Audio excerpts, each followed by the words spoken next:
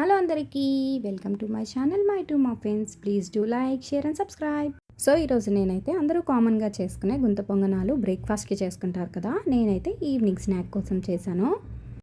So గుంత పొంగనాలకి కాంబినేషన్గా నేను కొత్తిమీర టొమాటో చట్నీ చేస్తున్నాను. అది నేను ఎలా చేశానో చూసేద్దాం, వచ్చేయండి. సో నేను ఒక పెద్ద బంచ్ ఆఫ్ కొత్తిమీర తీసుకున్నాను, 3 medium size tomatoes and 5 to 6 green chillies తీసుకున్నాను. కొత్తిమీర మంచిగా వాష్ చేసుకొని కట్ చేసుకొని పక్కన పెట్టుకోండి. స్టవ్ పైన ఒక ప్యాన్ పెట్టుకొని అందులోకి ఒక 2 టేబుల్ స్పూన్ ఆఫ్ ఆయిల్ వేసుకొని అందులోకి పెద్దగా కట్ చేసుకున్న టొమాటోస్ తోలు ఊడేంత వరకు ఉడికించుకోండి. అందులోకి గ్రీన్ చిల్లీస్ యాడ్ చేయండి మీ కారానికి తగ్గట్టు. అందులో కొద్దిగా సాల్ట్, కొద్దిగా పసుపు వేసుకొని మూత పెట్టి ఉడికించుకోండి. అవి ఉడికిన తర్వాత ఒక్క 4 వెల్లుల్లి రెబ్బలు వేసుకొని కొద్దిగా చింతపండు వేసుకొని తర్వాత కొత్తిమీర వేసుకొని మూత పెట్టి మగ్గించుకోండి బాగా.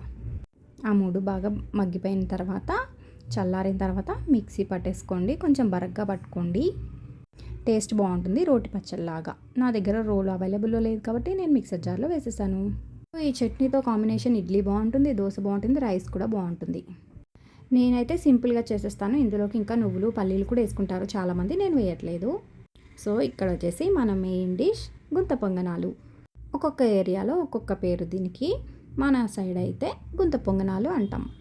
సో ఇది నాన్ స్టిక్ ప్యానే కాబట్టి తక్కువ ఆయిల్ పడుతుంది, కొలెస్ట్రాల్ కూడా రాకుండా ఉంటుంది. నేను యూస్ చేసే ఆయిల్ అయితే గానుగ నూనె, నువ్వుల నూనె యాడ్ చేసుకొని, నేను మిగిలిన ఇడ్లీ పిండిలో ఒక 2 టేబుల్ స్పూన్స్ ఆఫ్ మైదా తీసుకున్నాను, చిటికెడు బేకింగ్ సోడా వేసాను, ఆనియన్, పచ్చిమిర్చి, కొంచెం కొత్తిమీర వేసుకొని మిక్స్ చేసి ఒక 2 minutes పక్కన పెట్టేసి, ఈ ప్యాన్ హీట్ అయిన తర్వాత ఆయిల్ హీట్ అయ్యాక ఇవి వేసుకొని తిప్పేసుకున్నాను. ఒక్క 2 minutesలో అయిపోతుందండి రెసిపీ. పిండి రెడీగా ఉంటే చాలా టేస్టీగా ఉంటుంది. మీరు కూడా ట్రై చేసి మీ పిల్లలకి పెట్టండి, చాలా టేస్టీగా ఉందంటారు. వీడియో నచ్చితే లైక్ చేయండి, షేర్ చేయండి, కమెంట్ చేయండి. మీరు కూడా ట్రై చేసి ఎలా ఉందో కమెంట్ సెక్షన్లో చెప్పండి. బాయ్.